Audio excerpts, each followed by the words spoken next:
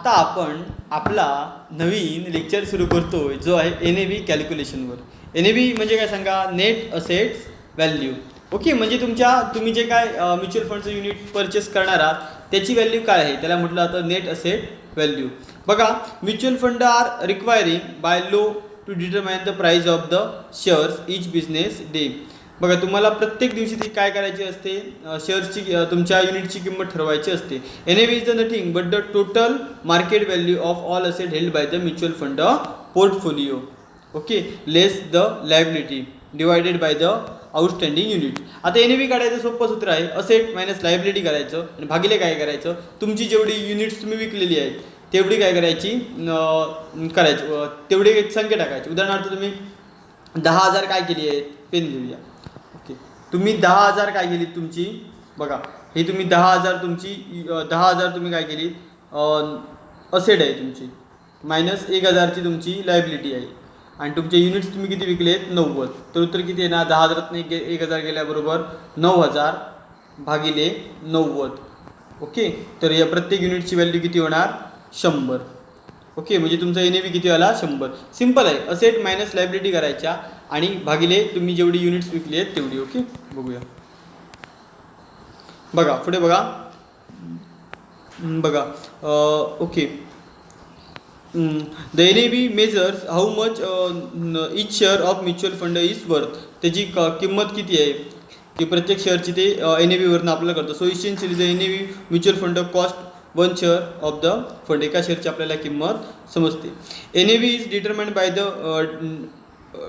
Dividing the net asset of the fund by the total number of outstanding share. तेच आहे, asset सगळे asset करायचे आहेत एवढंच करा आणि त्याच्यावरनं आपण पुढचं पण बघूया. आता हे the total asset of a mutual fund usually falls into 2 category.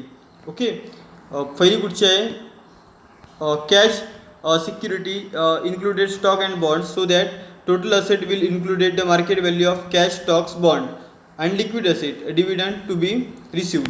त्याला काय म्हटलं जातं, म्हणजे बघा तुम्ही शेअर्स 1 लाखाच्या खरेदी केला तर 1 लाख तुमचे शेअर्स काय आहेत, ही तुमची असेट झाली.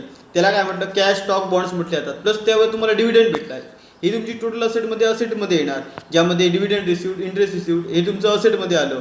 Also need to include it the total asset, हे सगळं टोटल असेटमध्ये येणार. At the same time the mutual fund will have some money that will some creditors. काही लोकांना जे पैसे द्यायचे असतात दॅट इट्स लायबिलिटी, त्यांना लायबिलिटीज म्हणतात. There is will be expression accord over time yet be paid. Also need to include it NAV must calculate. पुढच्या पेजवर तुम्हाला मी दाखवतो NAV कसं काढायचा. असेट म्हणजे समजलं, तुम्ही जेवढे पैसे गुंतवले प्लस तुम्हाला डिव्हिडंड इंटरेस्ट मिळाला त्याला म्हणतात असेट. आपण नेक्स्ट पेजवर जाऊया. हे बघा, NAV दिवशी बघा, NAV बरोबर काय, असेट्स मायनस लायबिलिटी. NAV म्हणजे काय, असेट्स मायनस लायबिलिटी भागिले नंबर ऑफ आउटस्टँडिंग शेअर, म्हणजे नंबर ऑफ तुमचे शेअर्स किती आहेत ते. असेट बरोबर काय येणार, market value of the fund investment. Okay, plus receivable आणि प्लस ॲक्युअर्ड इन्कम.